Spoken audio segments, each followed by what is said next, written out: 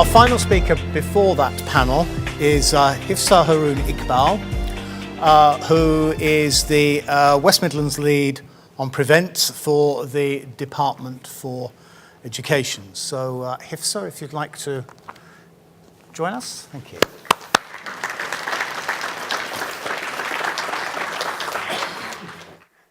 Thank you very much.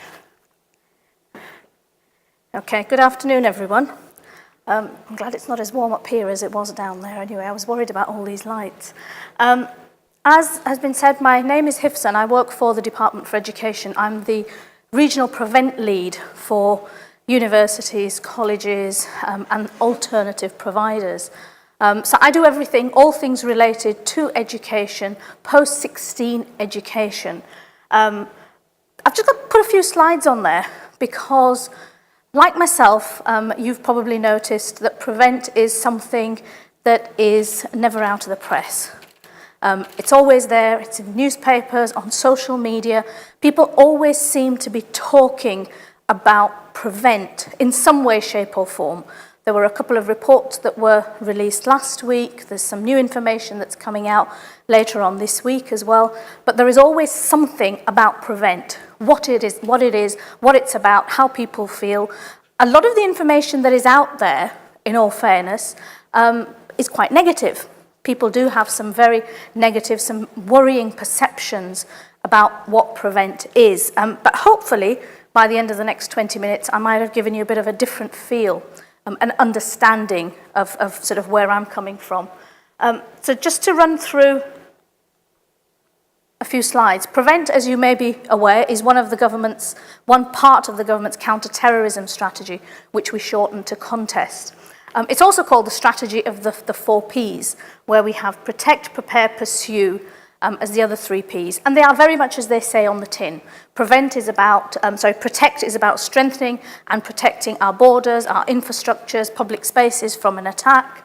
Prepare is about ensuring that should an attack ever happen, our services, police, ambulances, fire services, hospitals, anybody that is likely to be called upon should an attack takes place, know what their role is. I don't know if any of you saw, I think there's a programme called Hospital on BBC Two, and they were filming there shortly, on the day of the Westminster attack, in fact. And if any of you saw that a couple of weeks ago, they were actually running through the emergency procedures that go into place when an attack takes place, and it's about who's on call, who's going to be in what area. It's quite fascinating to watch.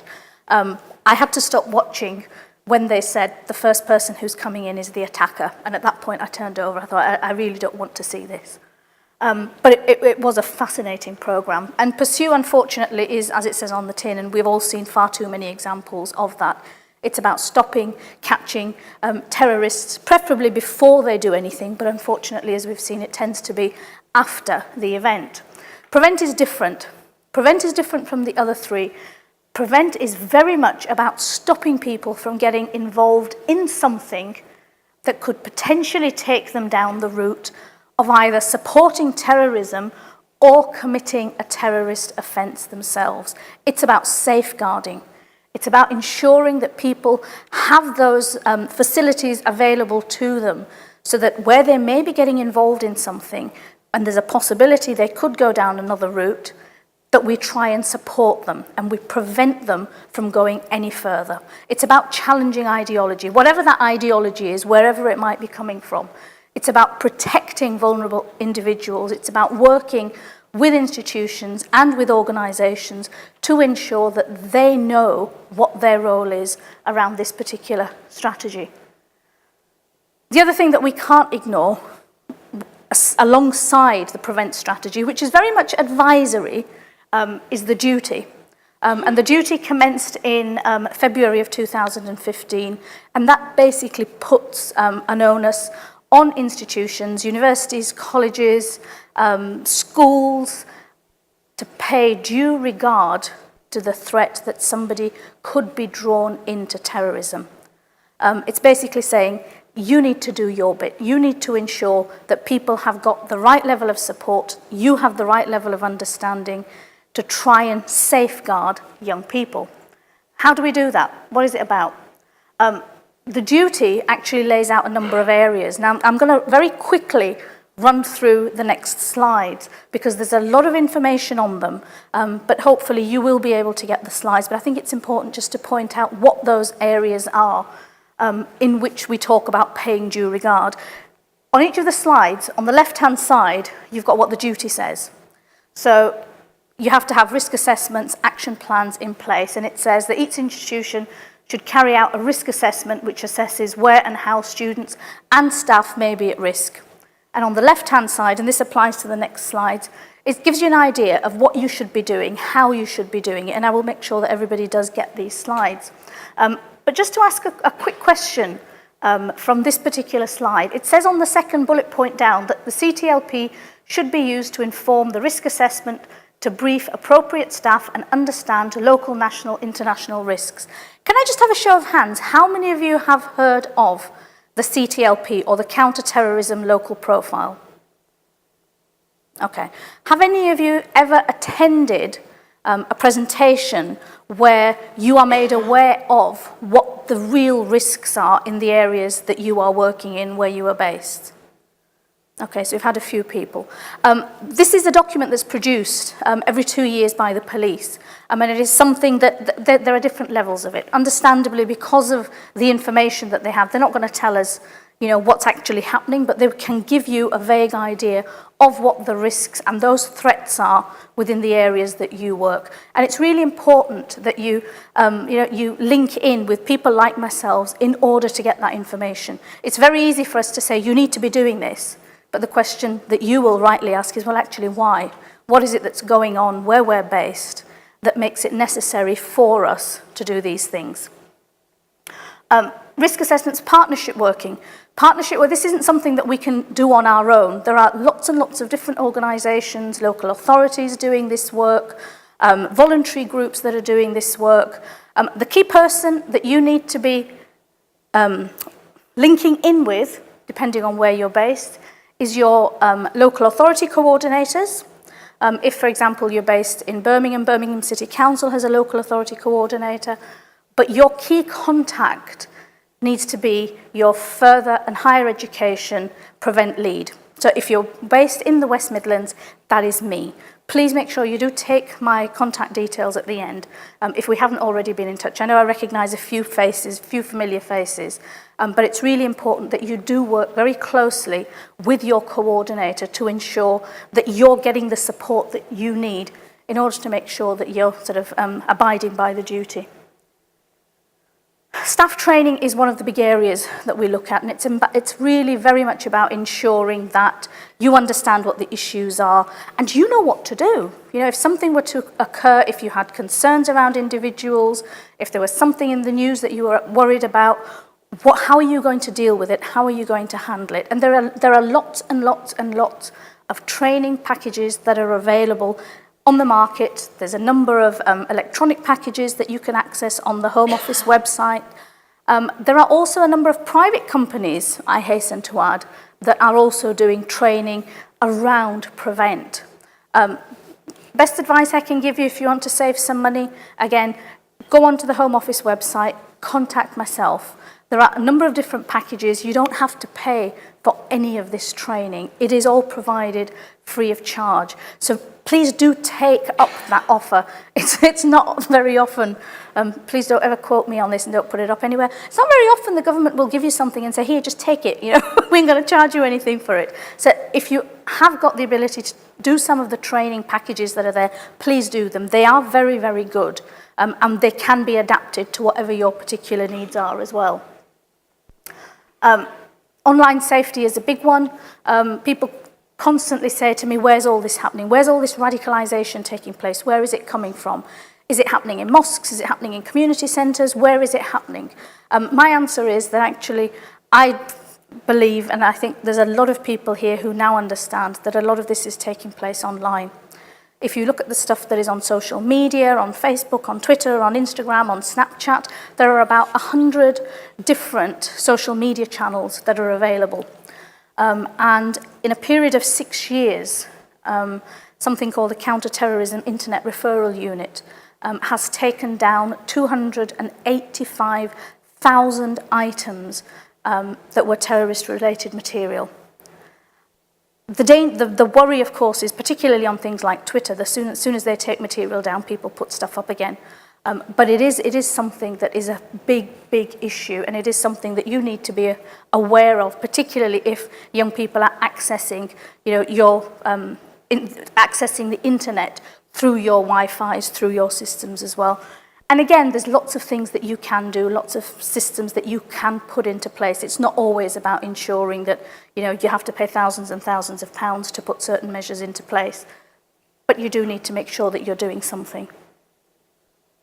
Speakers and events, again, is a big issue, particularly, maybe not for yourselves, but certainly around universities. This is something that's caused a number of issues for us.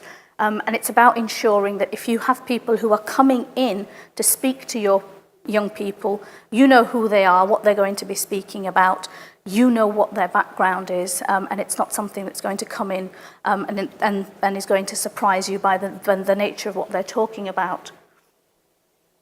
Welfare and pastoral support, again for young people, is something that I think is probably of concern to a lot of folk, particularly if you have Muslim students who want to use prayer rooms, who want to have certain facilities, particularly during certain times of the year.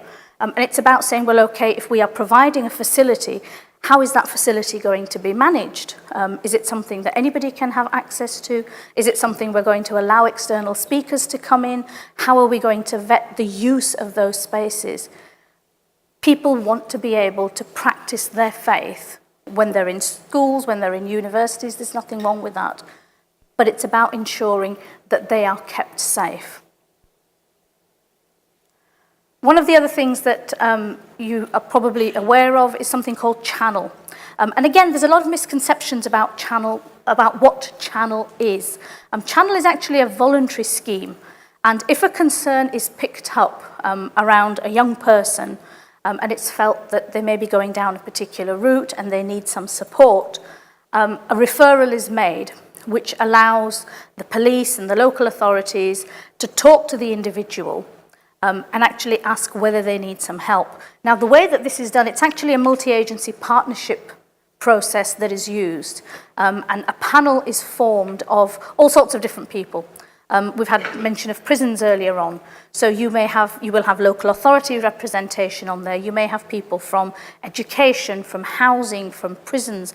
All sorts of people make up a channel panel, and it's about assessing the risk that this young person is at and whether they could do with some support. If they opt in, if they do agree to that support, and that's the important thing, it has to be voluntary, they are then put in touch with a mentor who will work with them in lots and lots of different ways to ensure that they hear an alternative side of whatever it is that they're getting involved in. So it very much is a mentoring scheme. We call them our intervention providers, but in all intent and purposes, it's about providing a mentor for those individuals to try and take them down a different path and ensure that they hear an alternative view.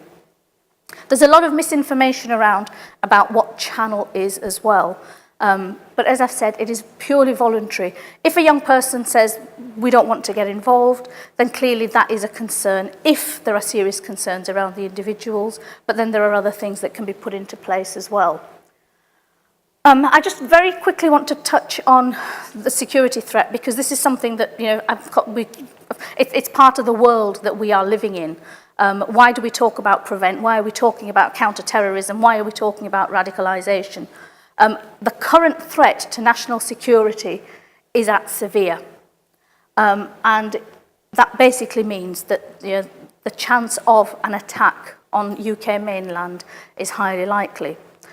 Just to give you an idea of what the other threat levels are, the one above that is critical. And you may recall that after the attack on the 22nd of May, the risk of an attack went up to critical, which basically meant that there was a pretty strong chance that in that 4 or 5 day period, there could be another attack. And you may have heard reports of, particularly down in London, army personnel were on the streets. There were a lot more armed police around as well. The severe has been in place for a couple of years as well now. One of the things that people may not be aware of, when we talk about prevent, and I was going to talk about this a little bit later, when we talk about prevent is about all forms of terrorism and all forms of violent extremism. 40 years ago, the biggest threat to our national security came from the IRA. Unfortunately, for Muslims like myself, the biggest threat to our national security comes from groups and individuals who associate themselves with my religion. Now, personally, I don't see any resemblance between the faith that I follow and the faith that these lunatics claim to be following. There is also a growing tide of far-right extremism in this country, and I'm going to touch on that briefly in a second. But what a lot of people don't realise is that whilst we are at the level of our threat is currently severe, the threat from an attack by the IRA currently stands at substantial. And that is something that people don't realise, that when we talk about extremism and terrorism, we are actually talking about across the board, and prevent is about the whole lot. I don't need to tell you, I don't need to run through this slide. I'm sure you are more than familiar with the number of attacks that we have had over the last 12 months, starting from last June with the murder of Joe Cox up in Yorkshire and the arrest of Thomas Mair. Now, Thomas Mair was arrested, he was tried as a terrorist. And again, goes back to the point that I was making. This is not about a particular community, it is not about a particular faith group, it is about all forms of violent extremism, and it is about all forms of terrorism. Thomas Mair, the attack on the 22nd of March in Parliament, we had the attack in Manchester at the concert, we've had the London Bridge attack, and then on the 19th of June we had another far-right attack outside the Finsbury Park, close to one of the mosques in the evening. And again, it's about saying, again, and I keep repeating this because it's one of the things that is constantly, it's always being mentioned, it's all about Muslims. This is all about Islam and it's all about Muslims. It isn't. Very quickly, I'm going to run through just the last couple of slides because you will get these. There are a number of risks and a number of threats currently around. Some of them that I'm sure you're familiar with and others possibly not. I'm going to just touch very quickly on this slide because, again, I'm not going to teach my grandmother how to suck eggs. You are all familiar with the Equalities Act. You are all familiar with the 9 protected characteristics, religion being one of them. And just to answer this question, does Prevent discriminate against Muslims? The Prevent strategy says very clearly that Prevent will address all forms of terrorism, but continue to prioritise according to the threat they pose to our national security. And at present, the majority of our resources and efforts will continue to be devoted to preventing people from joining or supporting Al-Qaeda, its affiliates or related groups. Now, clearly, this strategy came out in 2011, just before Daesh started to become stronger in Syria.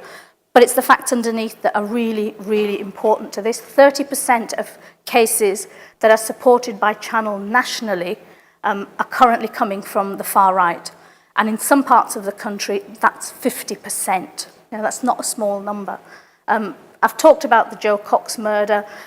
We have a number of far-right organisations in this country. National Action last December became the first to actually become a banned group following Joe Cox's murder, but also because of a lot of the activity on social media and the things that were being said. One of the tweets they put out basically said, 1 down, 649 to go, which was basically saying we've killed 1 MP, we need to go out and kill the others. National Action is now a banned group in this country.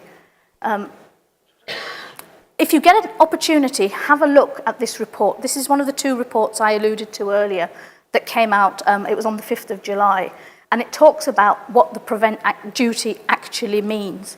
And on that last slide are just some of the findings, because there's a lot of misunderstanding, a lot of misconceptions around Prevent, what it does and what it's trying to do.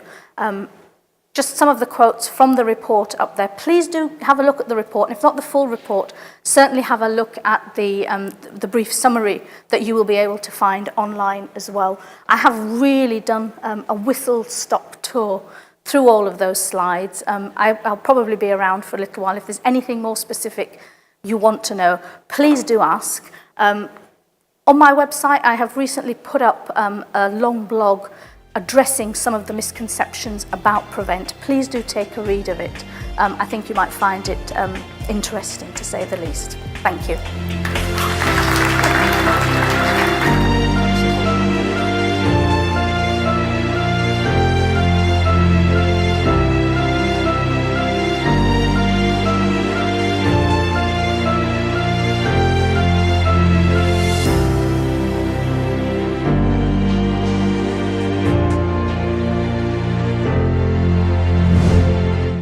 Think apprenticeship. Think pathway.